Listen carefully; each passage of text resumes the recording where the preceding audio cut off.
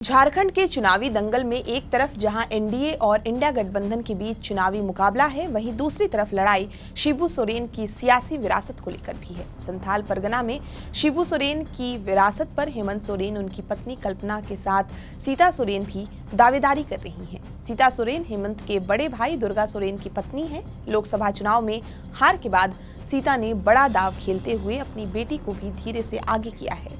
सीता की बड़ी बेटी जयश्री सोरेन मां के प्रचार के साथ साथ पूरे संथाल परगना में एक्टिव हैं।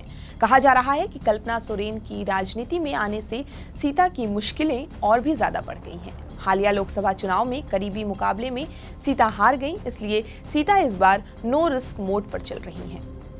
जामा से 2 बार चुनाव में जीत हासिल करने वाली सीता सोरेन को बीजेपी ने जामताड़ा से टिकट दिया है। जामताड़ा सीट आदिवासी और मुस्लिम बहुल है। वर्तमान में इस सीट से कांग्रेस के इरफान अंसारी विधायक हैं। इरफान को हेमंत सोरेन का करीबी माना जाता है। लोकसभा चुनाव में जामताड़ा सीट से ही सीता सोरेन पिछड़ गई थी।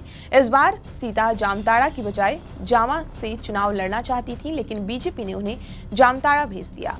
हेमंत सोरेन के जेल जाने के बाद सीता सोरेन को सीएम कुर्सी मिलने की उम्मीद थी। सीता के पति दुर्गा सोरेन शिबू सोरेन के राजनीतिक उत्तराधिकारी थे, लेकिन दुर्घटना में उनकी असमय मृत्यु हो गई। इसके बाद शिबू सोरेन ने पार्टी की कमान हेमंत को सौंप दी। हेमंत जब जेल गए तो सीता ने दावेदारी पेश की, लेकिन हेमंत ने अपनी पत्नी कल्पना को आगे बढ़ाया।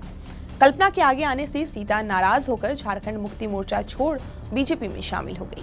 यहां से भी उन्होंने शिबू सोरेन की विरासत पर दावा ठोक दिया। बीजेपी ने सीता को दुमका सीट से लोकसभा में उम्मीदवार बनाया, लेकिन कल्पना की कैंपेनिंग और स्थानीय नलीन सोरेन की उम्मीदवारी ने सीता के अरमानों पर पानी फेर दिया। सीता दुमका की सीट 10,000 के करीब वोटों से हार गई। जयश्री सोरेन सीता सोरेन की बड़ी बेटी हैं। जयश्री लंबे वक्त से सियासत में एक्टिव हैं, लेकिन पहली बार उन्हें मैदान सौंपा गया है। जयश्री दुर्गा सोरेन सेना नाम से एक संगठन भी चलाती हैं। जयश्री ने जामा से लड़ने के लिए नामांकन पत्र भी खरीदा था, लेकिन आखिरी वक्त में उन्होंने पर्चा दाखिल नहीं किया। कहा जा रहा है कि अब जयश्री संथाल परगना की सभी सीटों पर बीजेपी उम्मीदवारों के पक्ष में प्रचार करेंगी। कैंपेन की शुरुआत अपनी मां की जामताड़ा सीट से ही कर सकती हैं। सियासी समीकरण की वजह से सीता के लिए यहां की लड़ाई आसान नहीं है। हाल ही में सीता सोरेन को लेकर जब जामताड़ा के कांग्रेस उम्मीदवार इरफान की एक कथित विवादित टिप्पणी आई थी, तब जयश्री ने ही मोर्चा संभाला था। उन्होंने सोशल मीडिया पर इसे आदिवासी अस्मिता और महिला का सम्मान को लेकर कैंपेन भी शुरू किया था। इन बातों के अलावा 2 फैक्टर ऐसे भी हैं जिसके बूते कहा जा रहा है कि कल्पना के मुकाबले जयश्री को उतारा गया है। पहली वजह है, सक्रिय राजनीति में आने से पहले कल्पना ने झारखंड में घूम घूम कर प्रचार किया। धीरे धीरे कल्पना को सुनने लोगों की भीड़ उमड़ने लगी। बाद में उपचुनाव में कल्पना को हेमंत ने मैदान में उतार दिया। जयश्री भी इसी पैटर्न पर आगे बढ़ रही है। और दूसरी वजह है, जयश्री सोरेन अभी युवा है और कल्पना की तरह ही तेज तर्रार बोलती भी हैं। दुर्गा सोरेन के नाम पर लोगों से सिंपैथी लेने की कोशिश करती हैं। कल्पना भी 2024 के लोकसभा चुनाव में सहानुभूति बटोरने में कामयाबी हासिल की थी।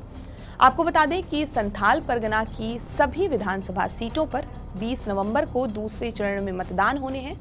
संथाल की करीब 1.5 दर्जन सीटों पर हमेशा से जेएमएम का ही दबदबा रहा है। शिबू सोरेन और उनके परिवार से जुड़े लोग यहीं से चुनाव लड़ते आ रहे हैं। वर्तमान में हेमंत सोरेन साहिबगंज जिले की बरहेट से चुनाव लड़ रहे हैं। सीता सोरेन जामताड़ा से मैदान में उतरी हैं। इसी तरह हेमंत के छोटे भाई बसंत सोरेन दुमका से जेएमएम के टिकट पर मैदान में हैं।